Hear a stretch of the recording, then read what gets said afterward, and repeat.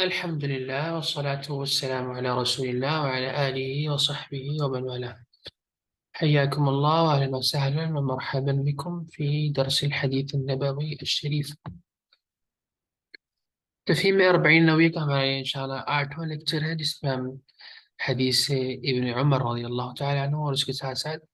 حدیث ابو ہریرہ رضی اللہ تعالی عنہ جو کہ بالترتیب 40 نووی میں حدیث نمبر 8 اور 9 ہے، انشاءاللہ ہم اس کا مطالعہ کریں گے۔ اللہ تعالیٰ سے دعا ہے کہ ہمارے لیے یہاں جمع ہونا اپنی بارگاہ میں قبول فرمائے اور ہمارے لیے دین اسلام کو سیکھنا، سمجھنا اور اس پر عمل کرنا آسان بنائے۔ بلا کسی تاخیر کے ہم چلتے ہیں اپنے درس کی طرف۔ سب سے پہلے ہم دیکھیں گے کہ ہمارے سامنے حدیث کیا ہے، اس کا متن پڑھیں گے، اس کا ترجمہ دیکھیں گے اور جس میں جانیں گے کہ ہم سے کیا کہا جا رہا ہے۔ حدیث نمبر 8 میں جانے سے پہلے ہم اس کا موضوع پہلے سمجھ لیتے ہیں کیا بنیادی موضوع ہے۔ دراصل اس حدیث میں اقامت دین اور نفاذ شریعت کے لیے جد و جہد، چاہے وہ بدنی ہو یا چاہے وہ علمی ہو، اس کی طرف اشارہ ہے، اور خاص طور پر جو بدنی جد و جہد ہے جسے ہم جہاد کا نام دیتے ہیں، اس کی طرف اشارہ کیا گیا۔ اس کے ساتھ ساتھ اس میں یہ بھی بیان کیا گیا ہے کہ ایک مسلمان کی جان و مال محفوظ ہے۔ انسان جب کلمہ پڑھ لیتا ہے تو اس کی جان و مال محفوظ ہو جاتی ہے، سوائے اس کے کہ اسلام کا جو اس پر حق ہے وہ صرف اس کو ادا کرنا ہوتا ہے۔ وہ انشاءاللہ جانیں گے کہ اسلام کے حق سے کیا مراد ہے۔ تو اس کے بنیادی موضوع میں سے ایک موضوع یہ بھی ہے کہ اسلام کا جو حق ہے وہ ادا کیے بغیر کوئی چارہ نہیں، اور اسی طرح اس حدیث کا ایک موضوع یہ بھی ہے کہ ہمیں ظاہر کا مکلف ٹھہرایا گیا ہے، باطن کے امور سے اللہ تعالیٰ نمٹنے والا ہے اور وہی اس کو جاننے والا ہے۔ ہمارے لیے صرف ظاہر پر کسی پر ہم حکم لگا سکتے ہیں، صرف ظاہر کی بنیاد پر۔ دیکھتے ہیں حدیث نمبر 8 جو کہ ابن عمر رضی اللہ تعالیٰ عنہ، حضرت عبداللہ ابن عمر رضی اللہ تعالیٰ عنہ سے مروی ہے۔ وہ فرماتے ہیں ان رسول اللہ صلی اللہ علیہ وسلم قال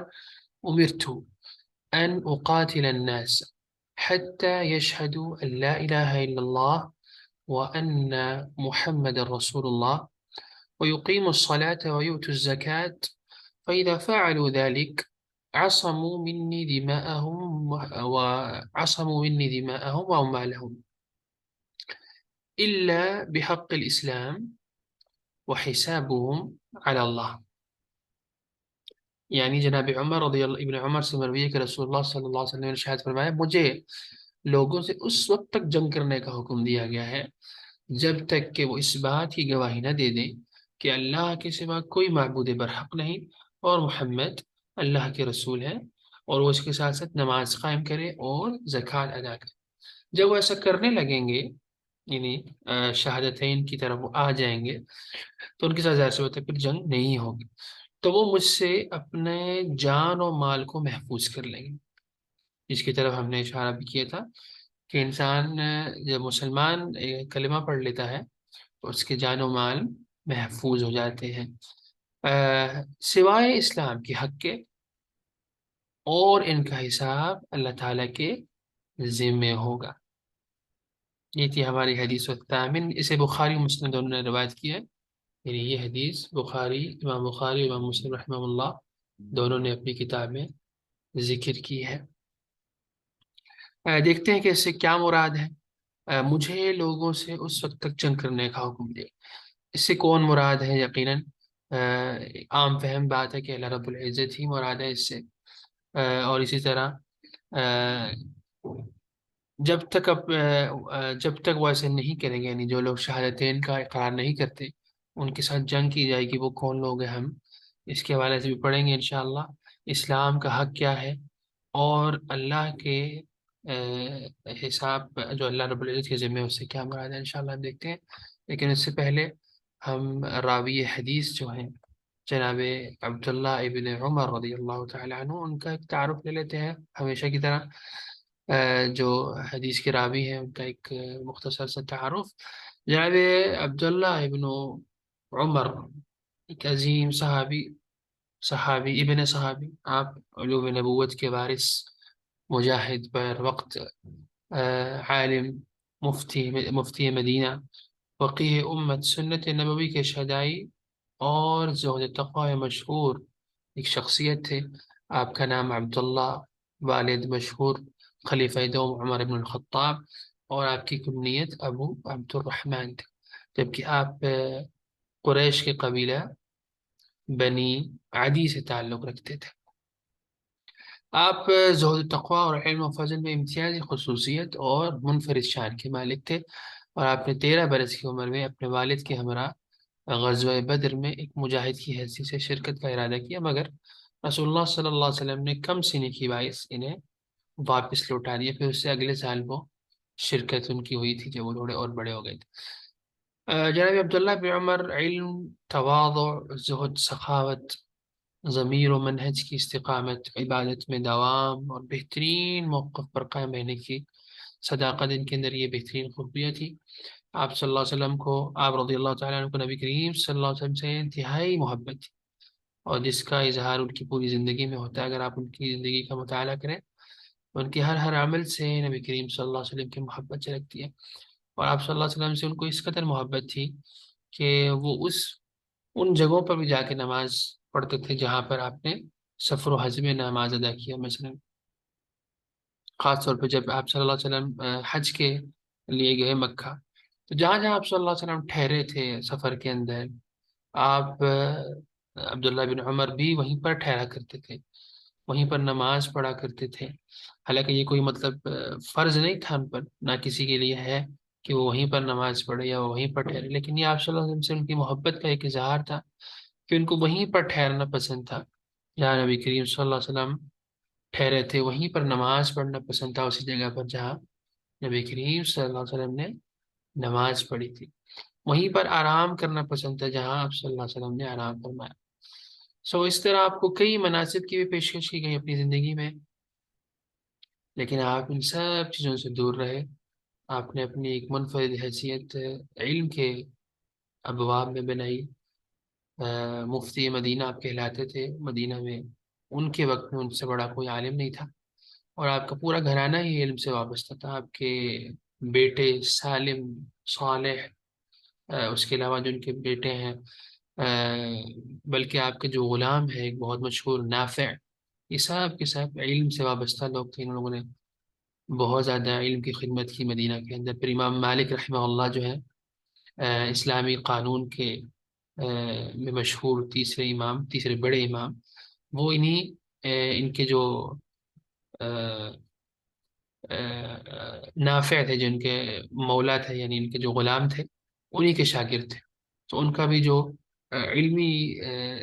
گھرانہ سے تعلق تھا، اور علمی نسب جو ہے ان کا نافع سے عبداللہ بن عمر، اور عبداللہ بن عمر سے نبی کریم صلی اللہ علیہ وسلم، یہ ان کا علمی گھرانہ تھا۔ اور آپ رضی اللہ تعالیٰ عنہ تقریباً 2500 احادیث مروی ہیں،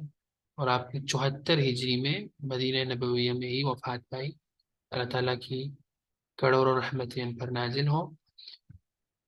اور ان کی مسائی اللہ تعالیٰ قبول فرمائے۔ چلتے اپنے درس کی طرف، اپنی حدیث کی طرف،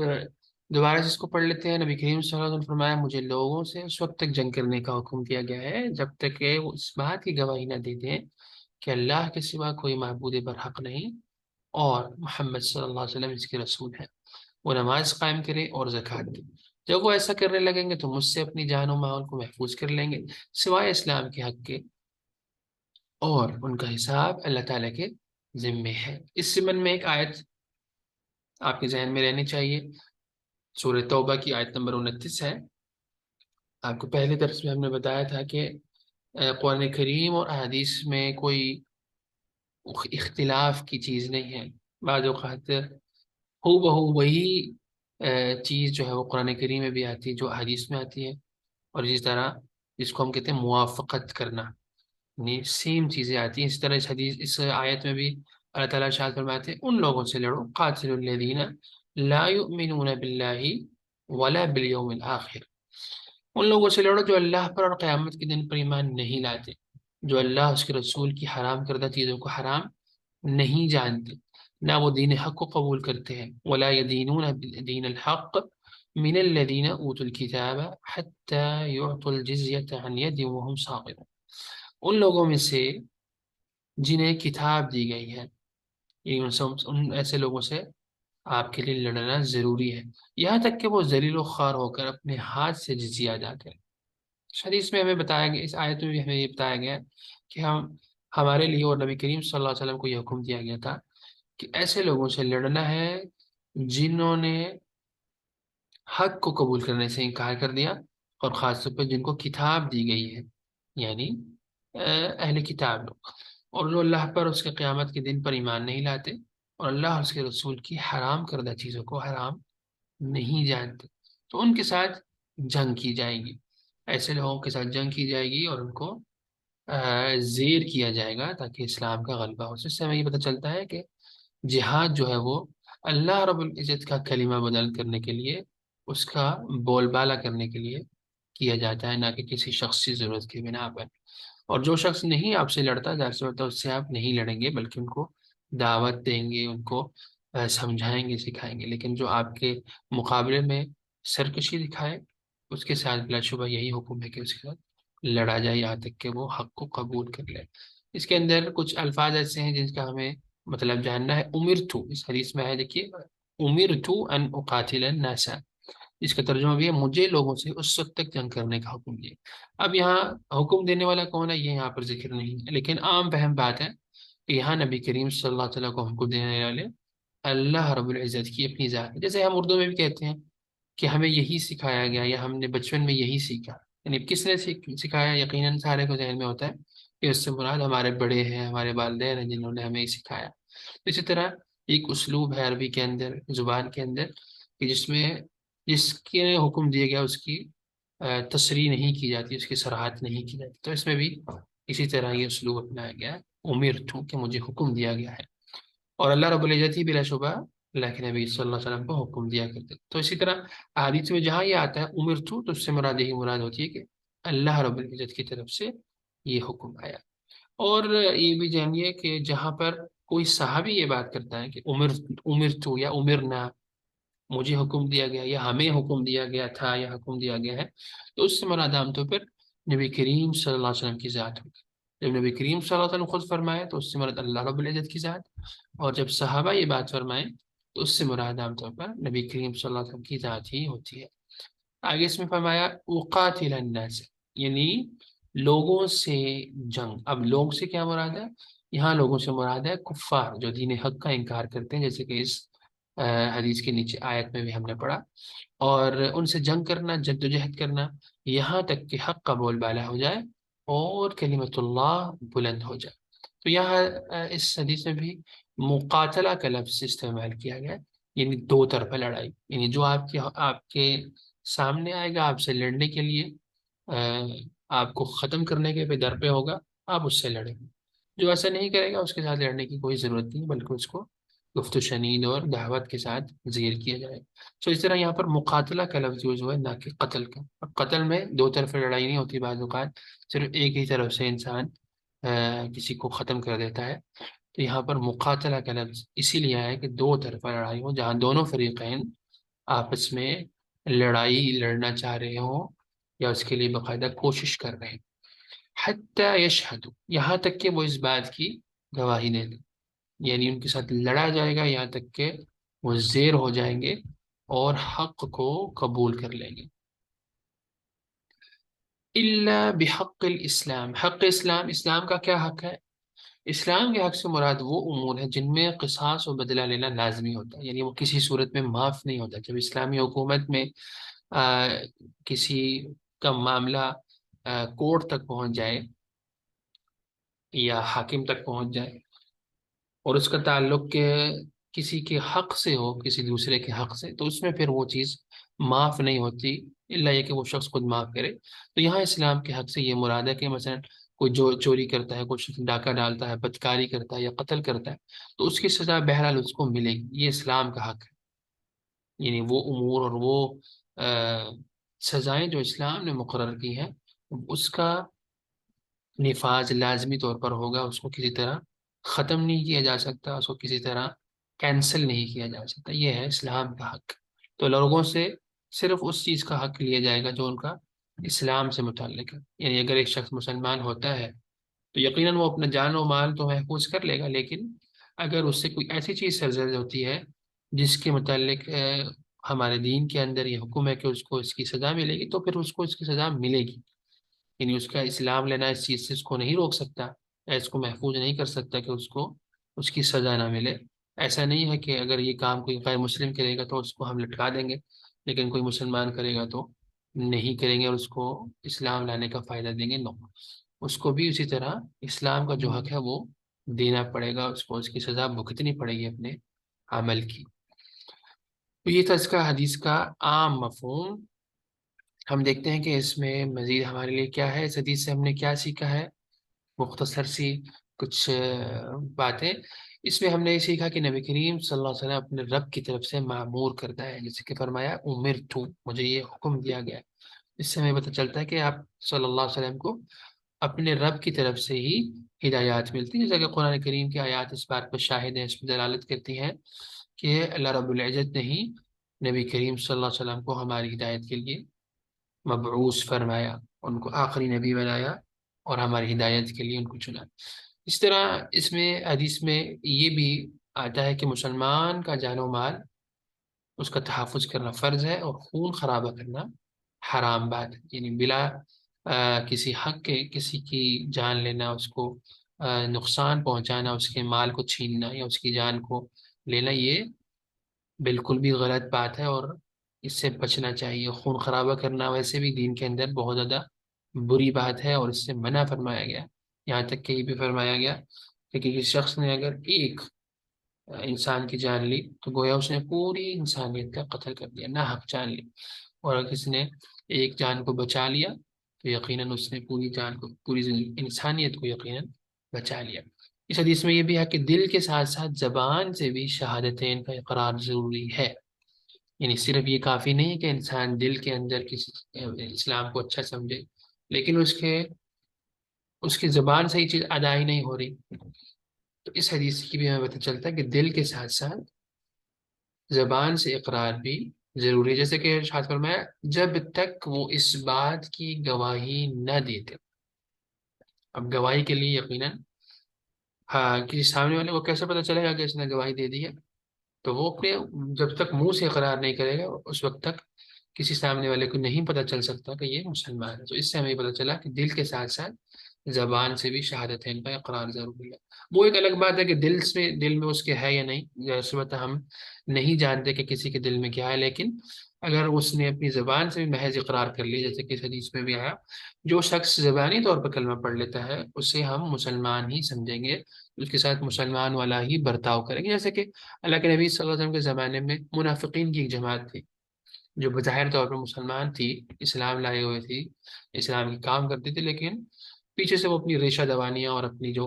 حرکات ہیں اس سے بھی وہ باز نہیں آتی تھی. ظاہر سی بات ہے ان کے ساتھ پھر معاملہ اللہ کے نبی صلی اللہ علیہ وسلم نے ایز اے مسلم ہی کیا، ان کو کسی قسم کا اس طرح نقصان نہیں ہوا. لیکن اللہ رب العزت بہرحال ہر شخص کے دل میں جانتے ہیں، آپ صلی اللہ علیہ وسلم کو مطلع کر دیا گیا کہ یہ لوگ منافق ہیں اور یہ لوگ محض زبانی کلمہ پڑھ چکے ہیں.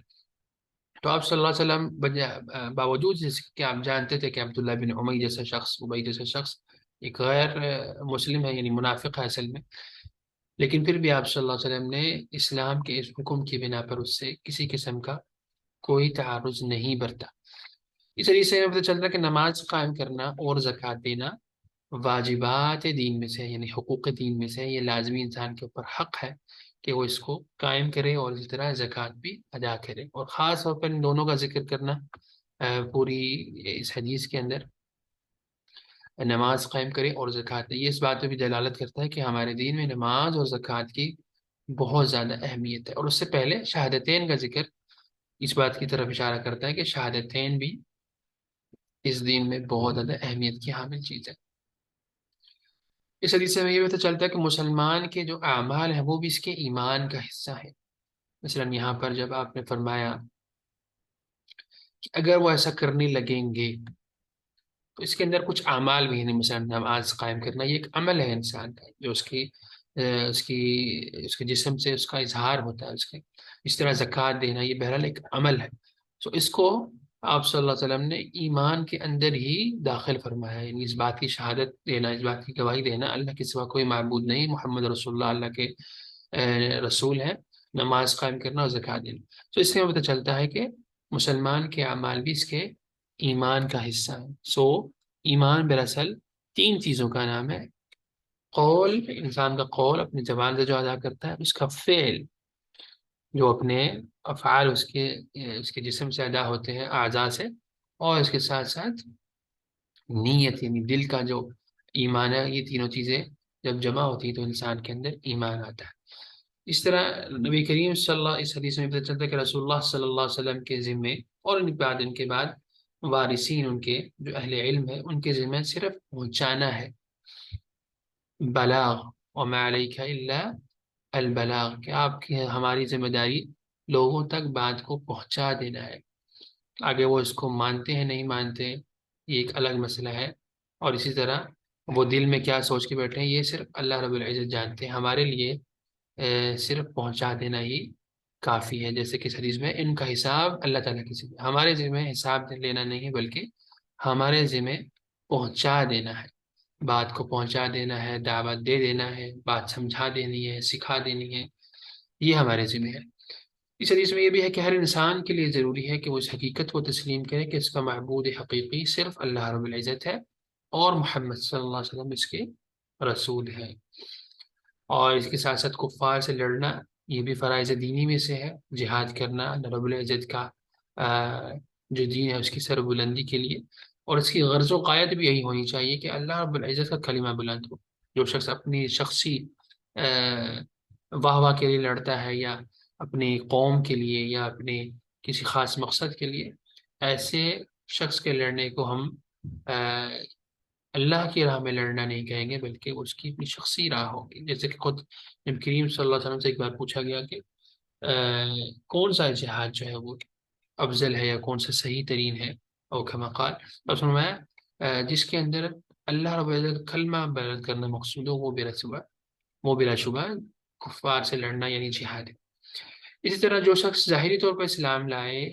اس کے ساتھ مسلمانوں کا ساتھ سلوک کیا جائے گا، اس حدیث سے بھی پتہ چلتا ہے، اور اسلام کی مقرر کردہ حدود میں کوئی تبدیلی اور الغاء یعنی کینسلیشن نہیں ہو سکتی، جیسے کہ فرمایا الا بحق الاسلام، اسلام کا جو حق ہے وہ بہرحال کسی بھی شخص کو دینا پڑے گا اگر اس کے اوپر وہ چیز آ جاتی ہے۔ اور اسی طرح آخر میں فرمایا وحسابهم علی اللہ، دل کا حال جو ہے وہ اللہ رب العزت جاننے والے ہیں، وہی حساب لینے والے ہیں۔ تو یہ چیز بھی ہمارے ذہن میں رہنی چاہیے کہ ہم خود سے منصف اور قاضی نہ بن جائیں، یعنی اس معنوں میں کہ کسی کی نیت کا فیصلہ کریں اور اس کو یہ کہیں کہ تمہارے دل میں یہ ہے اور یہ ہے، ایسا کرنا بالکل بھی صحیح نہیں ہے۔ دلوں کا حال اللہ تعالیٰ جاننے والے ہیں، وہی حساب لینے والے ہیں۔ ہمارے لیے ظاہر ہے، اگر کسی شخص کے ظاہری طور پر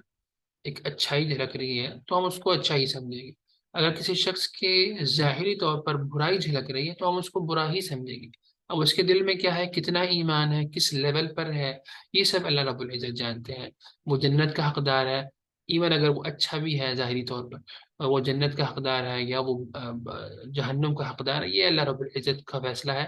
ہم اس پر گفتگو ہمیں نہیں کرنی چاہیے، کسی کو جنت یا دوزخ کا ہمیں سرٹیفکیٹ خود سے نہیں دینا چاہیے، اور اس سے بچنا چاہیے، کیونکہ ہم نہیں جانتے کہ اللہ رب العزت کیا کسی شخص کی کیا ویلیو ہے، کیا قدر و قیمت ہے۔ ہمیں صرف ظاہر پر مکلف کیا گیا ہے، ہم صرف ظاہر پر دیکھ کے ہی کسی کے متعلق بات کر سکتے ہیں کہ فلاں شخص ٹھیک ہے یا غلط ہے، آگے اللہ رب العزت کا حساب لینے والے۔ یہ چند باتیں تھیں جو کہ اس حدیث میں ہم نے سیکھی بحمد اللہ۔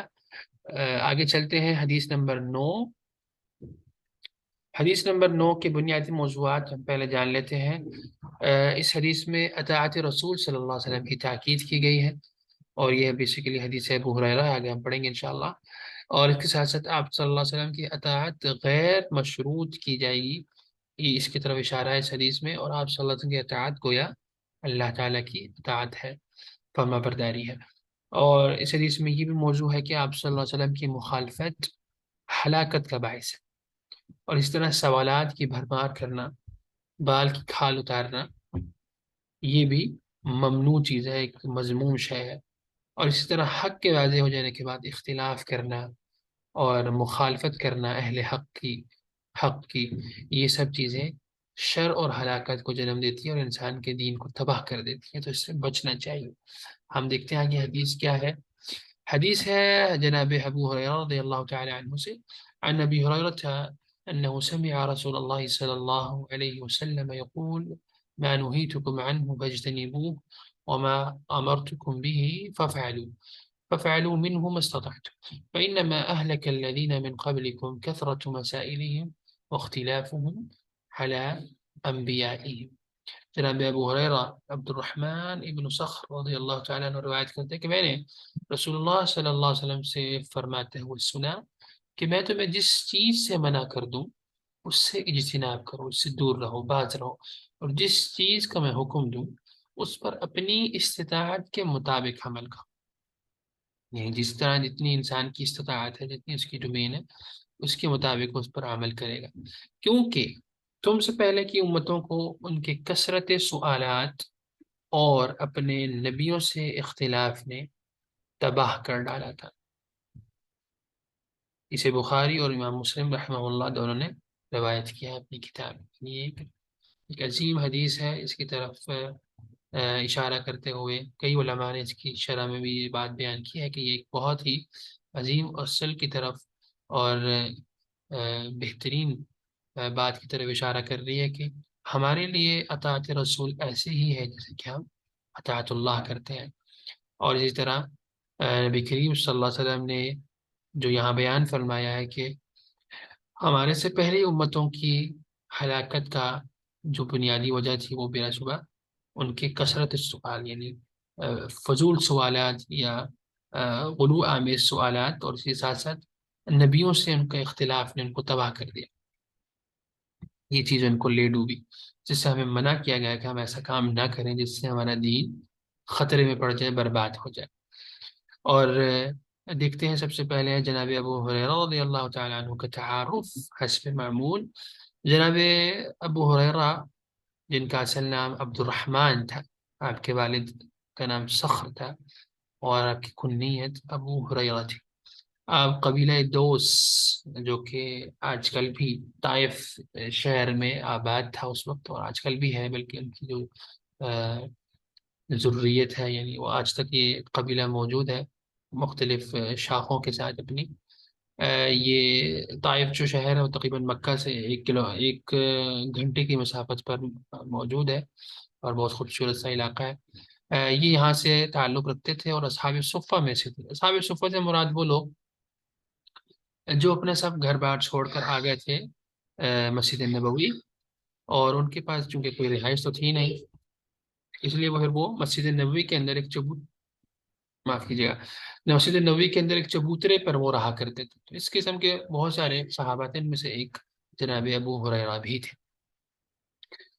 جناب ابو ہریرہ سن 7 ہجری میں ایمان لے کر آئے، اور پھر ان کی نبی کریم صلی اللہ علیہ وسلم سے رفاقت جو تھی وہ پھر ان کی وفات تک جاری رہی، آپ صلی اللہ علیہ وسلم کی، یعنی 7 ہجری سے لے کر تقریباً 11 ہجری کی ربیع الاول تک پھر آپ صلی اللہ علیہ وسلم کے وہ سایہ کی طرح لگے رہے، مسجد سے گھر، تمام معاملات، جنگ غزوات کی میں پیشی، کبھی بھی آپ صلی اللہ علیہ وسلم سے وہ دور نہیں رہے، اور اسی کی وجہ سے آپ نے بہت زیادہ احادیث روایت کی ہیں نبی کریم صلی اللہ علیہ وسلم سے، اور اس کے علاوہ انہوں نے دوسرے بڑے صحابہ سے بھی بیسکلی علم چونکہ حاصل کیا تھا، ان سے سیکھا تھا، تو وہ بھی وہ بیان کیا کرتے تھے۔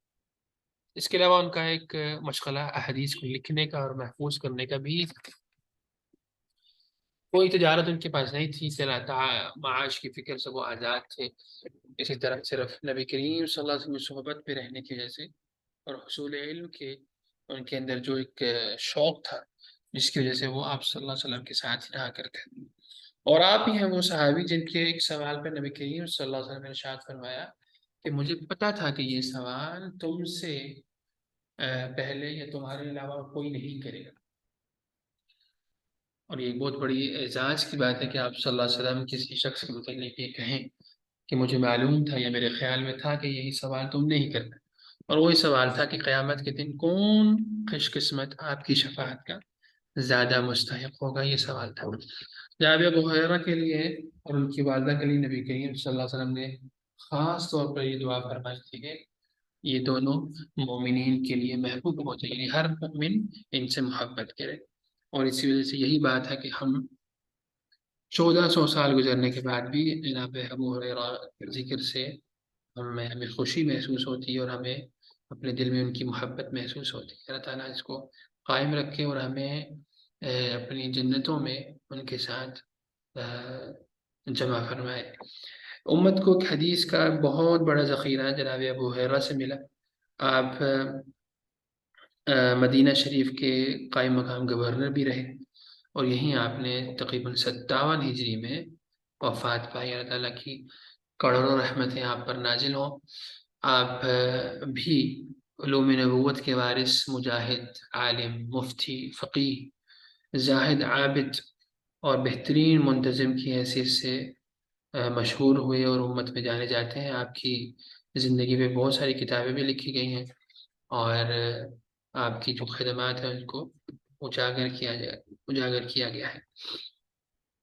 یہ تھے جناب ابو ہریرہ رضی اللہ تعالیٰ عنہ، فرماتے ہیں کہ میں نے نبی کریم صلی اللہ علیہ وسلم سے یہ سنا، وہ فرماتے ہیں کہ میں تمہیں جس چیز سے منع کروں اس سے اجتناب کرو، اور جس چیز کا حکم دو اس پر اپنی استطاعت کے مطابق عمل کرو۔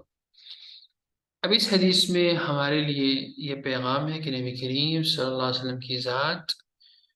ایک مکمل اور ایک مستقل اتھارٹی ہے، اور اس بات کا اقرار ہم بہرحال محمد رسول اللہ، جب ہم کہتے ہیں لا الہ الا اللہ محمد رسول اللہ، اس کے اندر بھی پھر سے بلا شبہ ہم اسی بات کا اقرار کر رہے ہوتے ہیں۔ یہ حلف ہم پہلے سے اٹھا چکے ہیں کہ نبی کریم صلی اللہ علیہ وسلم نے جو کچھ بیان کیا ہے ہم نے اس کو مان لینا ہے، مینو ہن چون چرا کے علاوہ، چون چرا کے بغیر۔ اور اسی طرح اس حدیث میں بھی یہی بات دوبارہ بیان ہوئی ہے کہ جس چیز سے میں منع کر دوں اس سے اجتناب کرنا ہے۔ کہ مسلمان کے لیے یہی شیوا ہونا چاہیے کہ جب اس کو پتہ چل جائے کہ نبی کریم صلی اللہ علیہ وسلم کا کسی معاملے میں یہ ان کا حکم ہے، یہ ان کی سنت ہے، یہ ان کی ہدایات ہے، تو ہم نے اسی کے مطابق ہی عمل کرنا ہے، اور اپنی استطاعت کے مطابق جن چیزوں کو ہم کر سکتے ہیں اس کو عمل میں لانا ہے۔ اس سے ہمیں پتہ چلتا ہے کہ نبی کریم صلی اللہ علیہ وسلم کی دین میں کیا حیثیت۔ ہمارے یہاں بعض لوگ ایسے ہیں جو اس حیثیت کو کم کرنے پر تلے ہوئے ہیں۔ ان کے نزدیک نبی کریم صلی اللہ علیہ وسلم کی اپنی ذاتی حیثیت میں کوئی اس طرح کی اتھارٹی نہیں ہے کہ ہم ان کی بات مانیں، معاذ اللہ۔ یہ بالکل ایک غلط بات ہے۔ قرآن کریم کی بہت ساری آیات اس بات پر دلالت کرتی ہیں کہ نبی کریم صلی اللہ علیہ وسلم کی اپنی ایک مستقل اتھارٹی ہے، اور اس کو اللہ رب العزت نے آپ صلی اللہ علیہ وسلم کو یہ مقام دیا ہے۔ جیسے کہ بعض ہم آیات آپ کے سامنے پڑھتے ہیں، سورہ حشر کی آیت نمبر 7 ہے، اللہ تعالیٰ فرماتے ہیں یہی بالکل یہی مفہوم جو ہم نے ابھی حدیث سے پڑھا ہے اس آیت میں بھی ہے، وَمَا آتَاكُمُ الرَّسُولُ فَخُذُوهُ، جو چیز رسول سے دے دے اس کو لے لو، وَمَا نَهَاكُمْ عَنْهُ فَانْتَهُوا، اور جس چیز سے منع کر دیں اس سے باز آ جاؤ، وَاتَّقُوا اللَّهَ، اور اللہ رب العزت کا تقوی اختیار کرو، ان اللہ شدید العقاب،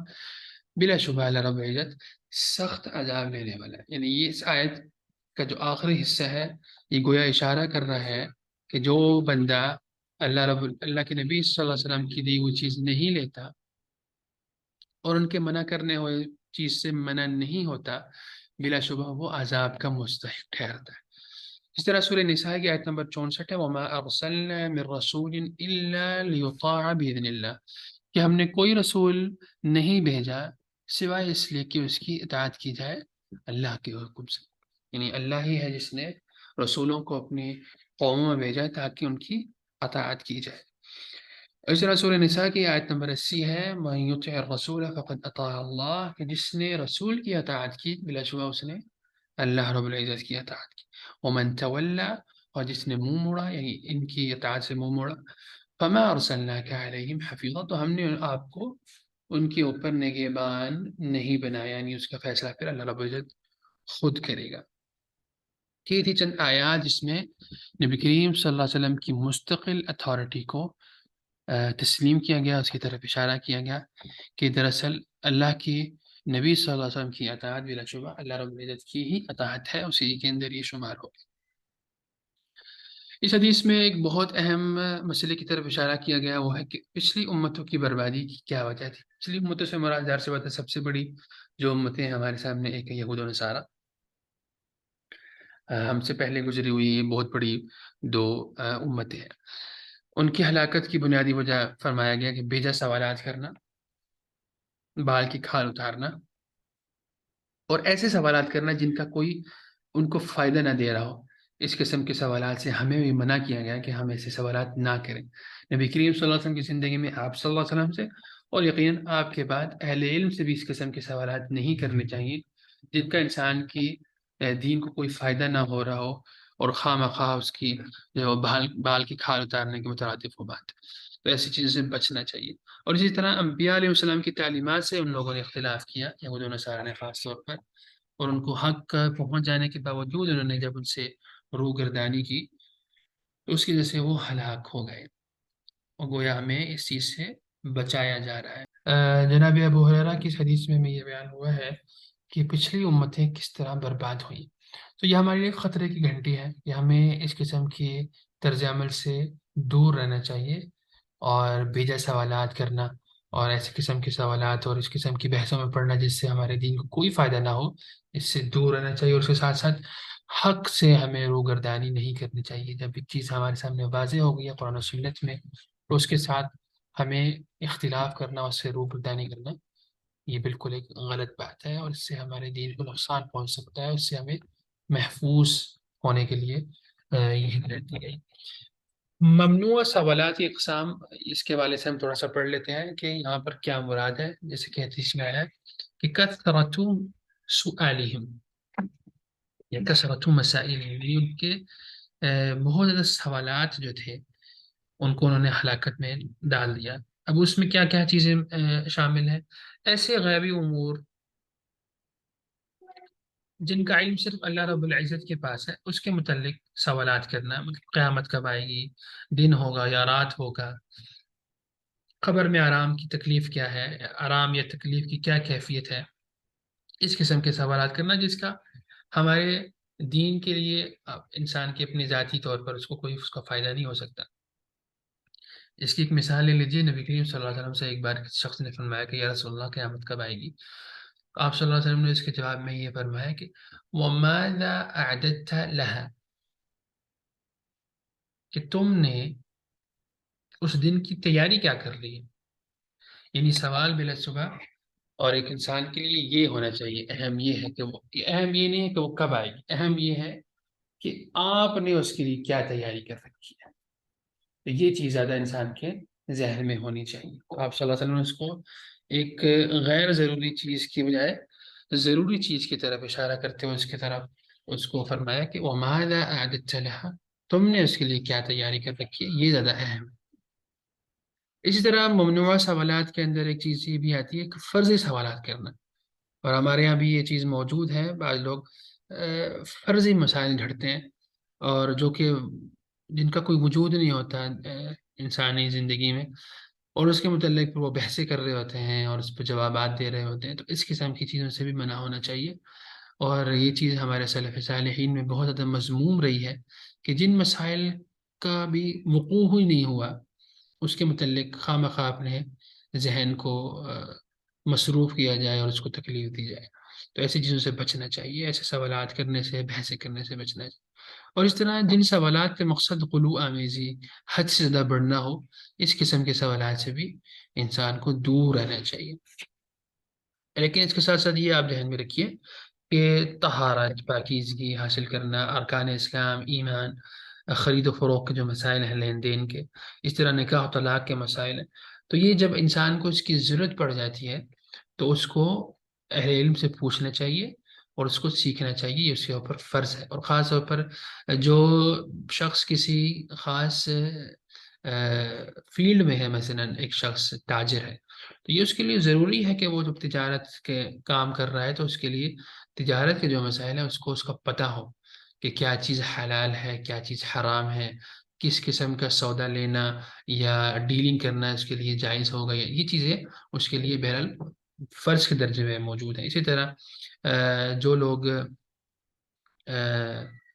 مثلا ڈاکٹر ہیں مثلا، اب ان کو بھی یہ چیز پتہ ہونی چاہیے کہ کس قسم کا علاج جو ہے وہ ہم کر سکتے ہیں، کس قسم کا علاج شریعت کے اندر ممنوع قرار پا رہا ہے۔ اس طرح کی چیزیں جو اپنی فیلڈ سے تعلق رکھتا ہے اس کے علم اس کو حاصل کرنا ضروری ہے، یہ بہت زیادہ ضروری ہے۔ مثلا اگر ایک سنار ہے جو سونے کا کاروبار کرتا ہے، اب اس کے لیے یہ ضروری ہے کہ اس کو وہ یہ جانے کہ کون کون سی تجارت یا کون کون سا جو معاملہ ہے وہ میرے لیے جائز ہوگا، میرے لیے کب سونا کس حالت میں خریدنا جائز ہوگا، ہاتھ سے ہاتھ، یا میں نقدی کب لے سکتا ہوں، میں سونا کس طرح ادھار پہ دے سکتا ہوں۔ یہ معاملات ایسے ہیں جو ایک سنار کو، ایک تاجر کو معلوم ہونے چاہیے اپنے فیلڈ سے متعلق، اپنے دین سے متعلق۔ یہ تھی کچھ چند باتیں اس حدیث میں۔ اس حدیث میں ہم نے کیا سیکھا ہے، اس پر ایک مختصر سا ہم نظر دوڑاتے ہیں۔ اس میں سب سے پہلی بات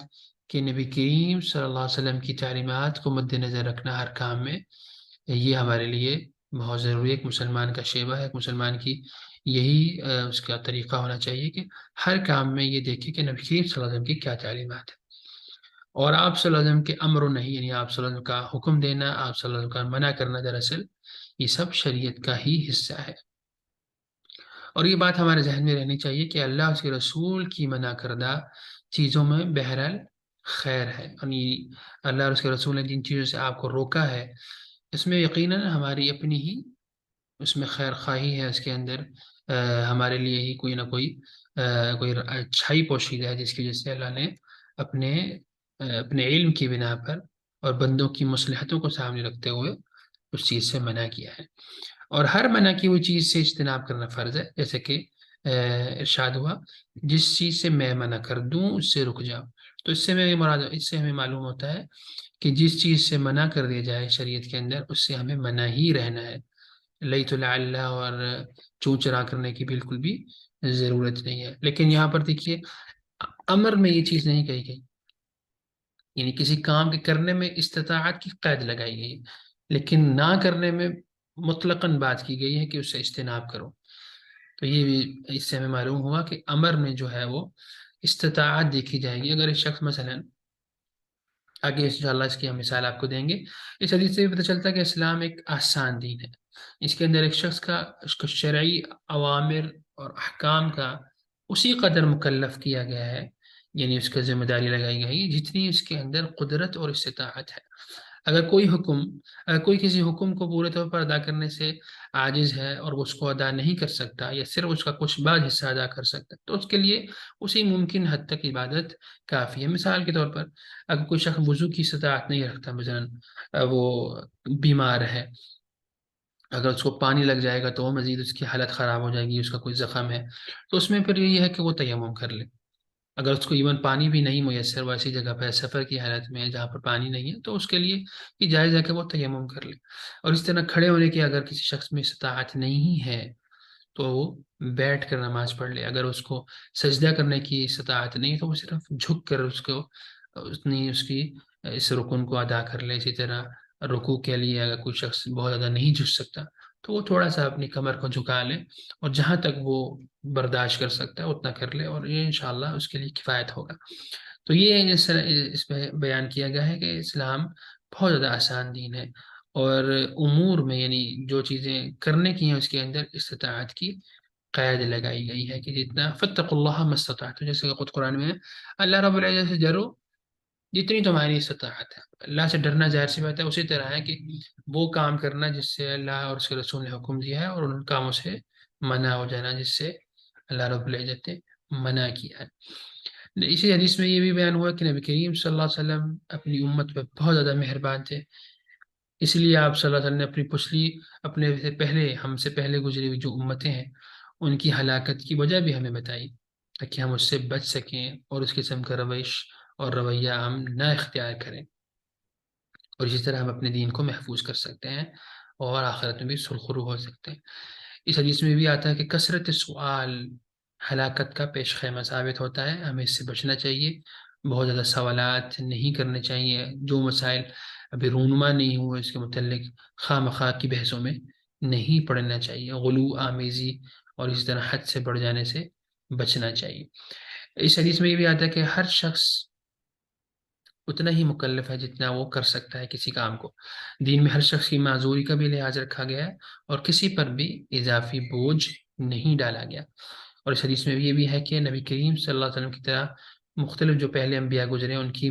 جو مخالفت ہے وہ بھی ہلاکت کا پیش خیمہ ثابت ہو سکتی ہے، انسان کی دین کی بربادی کا باعث بن سکتی ہے، اور خاص کر ہمارے لیے نبی کریم صلی اللہ علیہ وسلم کی مخالفت دین کی بربادی کی ایک وجہ بن سکتی ہے، اور رسول اللہ صلی اللہ علیہ وسلم کی مخالفت دین و دنیا کے خسارے کا باعث ہے، جیسے کہ خود اللہ تعالیٰ ارشاد فرماتے ہیں فَلْيَحْذَرِ الَّذِينَ يُخَالِفُونَ عَنْ أَمْرِهِ أَن تُصِيبَهُمْ فِتْنَةٌ أَوْ يُصِيبَهُمْ عَذَابٌ أَلِيمٌ۔ سنو، جو لوگ حکم رسول کی مخالفت کرتے ہیں انہیں ڈرنا چاہیے کہ کہیں ان پر کوئی زبردست آفت نہ آن پڑے یا انہیں کوئی دردناک عذاب آن نہ پہنچے۔ اس کے ساتھ ہی ہمارا یہ درس ختم ہوتا ہے۔ اللہ تعالیٰ سے دعا ہے کہ ہمیں اس کی سمجھ نصیب فرمائے، جو چیزیں اس میں ہم نہیں پڑھ سکے اللہ تعالیٰ اس کو اپنے محض اپنے علم سے ہمیں اپنے علم سے ہمیں ودیت فرمائے اور ہمارے لیے اس کو سمجھنا، سیکھنا، عمل کرنا آسان فرمائے۔ هذا والله أعلم وصلى الله وسلم على نبينا محمد وعلى آله وصحبه أجمعين۔ اب کوئی سوال ہے تو آپ کر سکتے ہیں۔